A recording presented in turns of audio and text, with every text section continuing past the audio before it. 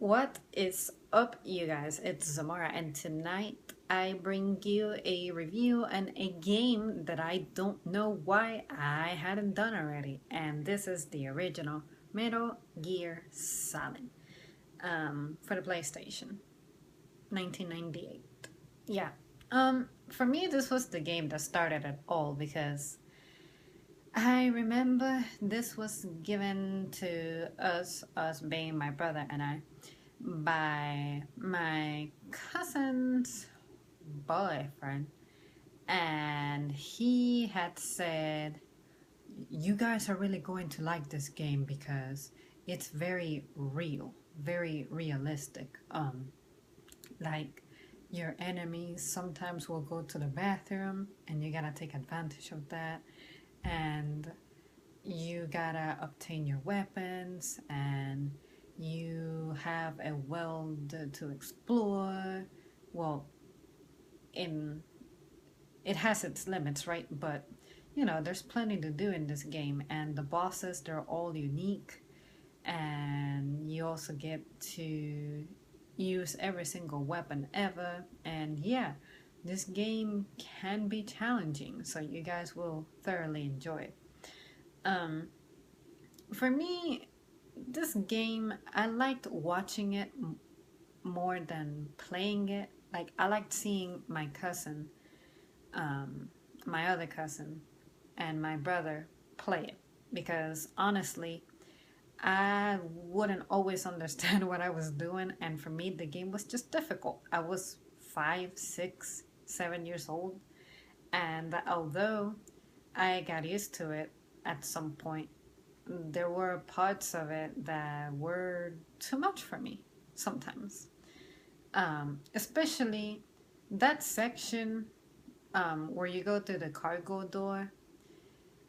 I don't know why the laser beams would sometimes get me and confuse me. Something about their pattern um, would trick me sometimes. And it was frightening because you would have the sound of this alarm and then the gas, and there was no way for you to survive that.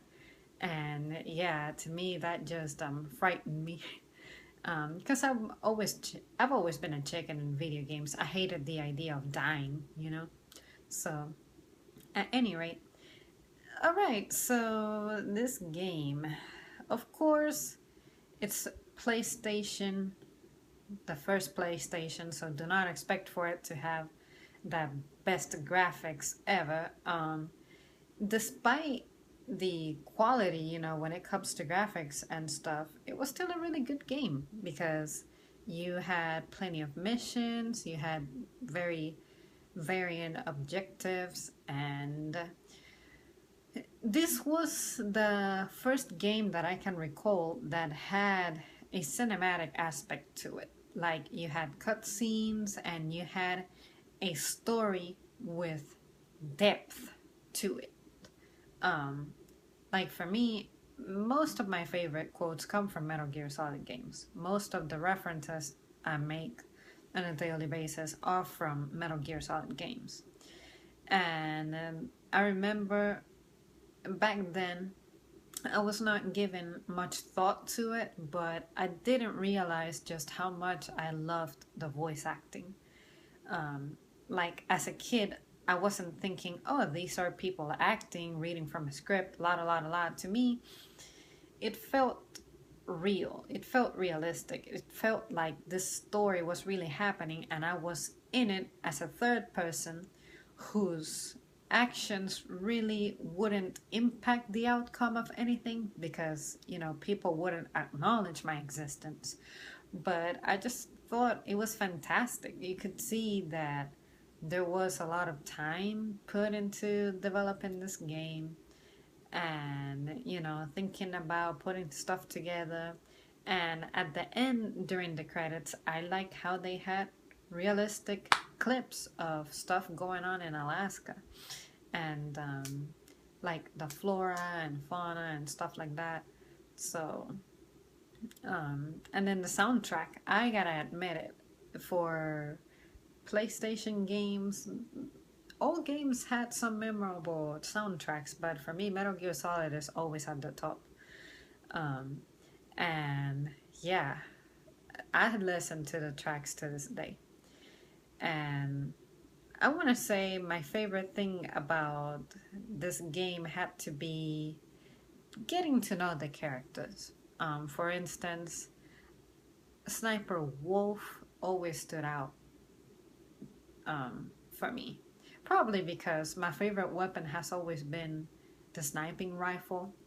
In real life, I prefer um, sniping aspects. Like I used to practice shooting with an air rifle. So that was like the closest thing to a sniping experience I'll ever get. And really, I'm interested in getting. I don't care to shoot real guns, you know. Um, and then I want to say Liquid Snake was cool to fight and all that, but when I saw him in later Metal Gear Solid games, I'm like, yeah, this guy is really more annoying than I think. And although he changes his form a little bit in later games, I don't want to give details just in case, as unlikely as it is, it's possible some of you out there haven't played this game, so I don't want to give away too much. um, but yeah, you guys, if it were up to me, if I had the city still functioning, I would probably go back to this game and replay it, you know, start a new file and just relive the moments. And the good thing is that now I know what to do during each objective, so it's very easy for me. Um, Back then, I just had a little bit of a language barrier, and that's why that's what I mean when I say I didn't know what I was doing at times. And although the game is linear, you gotta be able to follow some instructions, and that was something that on my own it would have taken me a while to figure out. And all right, you guys, that is all that I have for you, really. I gave away most of my thoughts on other aspects of the game when I did that Twin Snakes review.